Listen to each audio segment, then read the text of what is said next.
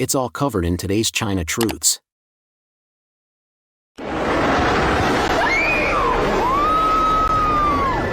Mainland China is increasingly experiencing frequent extreme weather events. While Northeast and North China were submerged in floods, Tropical Storm Co-may suddenly made a second landfall along the coastal area of Fengxian, Shanghai. The storm swept through the city, toppling trees and tearing off rooftops. Shanghai authorities issued a series of alerts for typhoons, heavy rainfall, and storm surges. Transportation was thrown into chaos.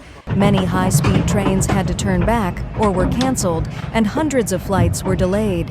Pudong Airport alone canceled 410 flights, while Hongqiao Airport canceled 230.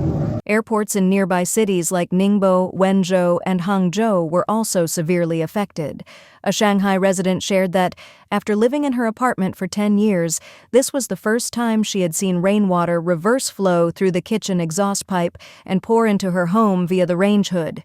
Every 5 to 10 minutes she had to wipe the stove. Otherwise, the towel would get so soaked it was like a small rain shower was falling inside the house.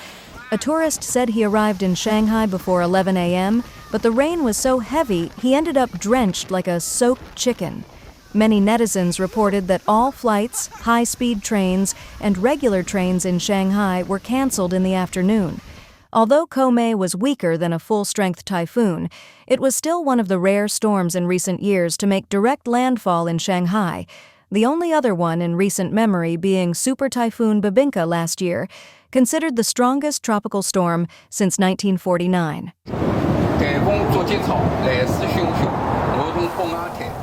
Typhoon Co-may struck with intensity. I walked from North Bund to Shilup in the midst of strong wind and pouring rain. The riverside walkway at the Bund was cordoned off, and the observation platform above was completely deserted. Today, I had the entire Bund all to myself. As the storm hit, the sky over Shanghai turned an eerie pink and purplish red. Many residents exclaimed in shock that it felt like the end of the world. Numerous videos showed high-rise buildings reflecting an unsettling pink hue, creating a scene that was both surreal and terrifying. Quite a few people were unnerved, fearing it was an omen of catastrophe. In recent years, blood red, green, and purple skies have also been seen in various parts of mainland China. Meanwhile, in Beijing, days of heavy rain combined with simultaneous discharge from multiple reservoirs caused catastrophic flooding in the districts of Miyun, Pinggu, and Huairu. Residents said the floods arrived without warning, leading to significant loss of life and property. Many people went missing, their fate unknown. Rescue workers revealed that death tolls in several locations were prohibited from being made public. After the waters receded, what remained was devastation. In Piandaozi village, Liulimiao town, Huairu district, a large bridge was washed away, leaving behind only thick mud up to nearly 10 meters deep. Watermarks on the bridge showed the floodwaters had once risen about 2 meters high. Fields along the roads were completely destroyed by the torrents. In Liulimiao town, heavy mud covered everything, vehicles were overturned by rushing waters, and houses were severely damaged. The flood arrived in just minutes, and homes were completely inundated. In Pudao Garden Village, Miyun district, the streets were among the areas most severely affected. By the evening of July 29th, the floodwaters began to recede, but traces of mud and debris were still everywhere. Residents reported that the water had once risen as high as their thighs, and the local elementary school suffered significant structural collapse. Vehicles were overturned, belongings had to be urgently relocated, and bridges and culverts were washed away. Several bridges leading into villages were completely broken, causing serious traffic disruptions and isolating many areas. In Pinggu district, Beijing, a heavy rainfall event occurred from July 27th to 28th, prompting 5 reservoirs to discharge water simultaneously.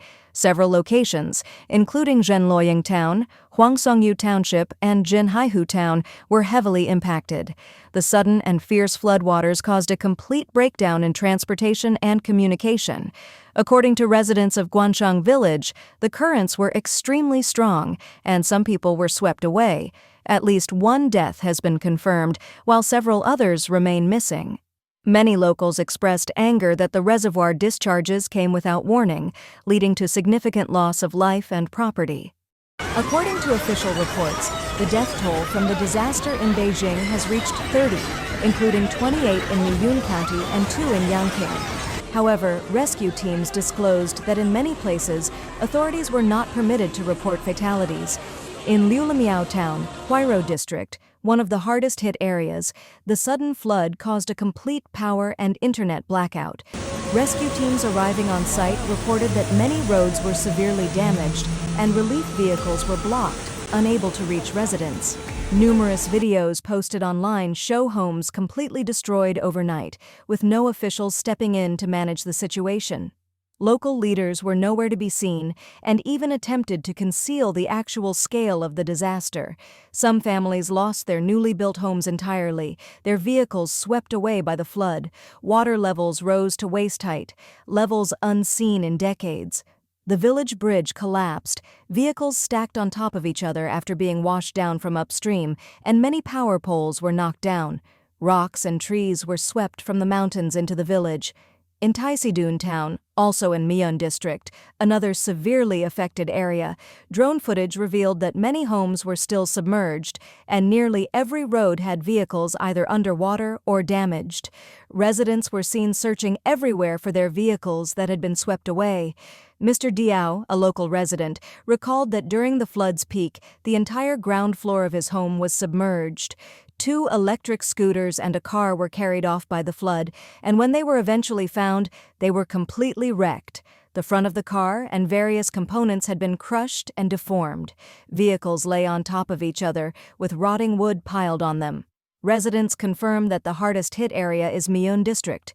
Official documents state that the Mian Reservoir began releasing water with an increasing flow, reaching 1,120 cubic meters per second, breaking historical records for both discharge and water level.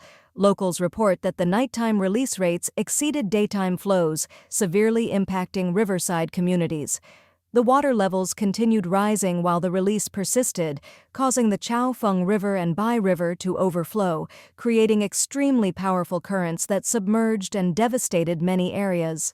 At night, the floodwaters surged dramatically, leaving widespread destruction. Vehicles like cars, refrigerators, televisions, and sofas were swept away. Many areas still lacked signal and were unreachable by phone. The water rose at a visibly rapid pace.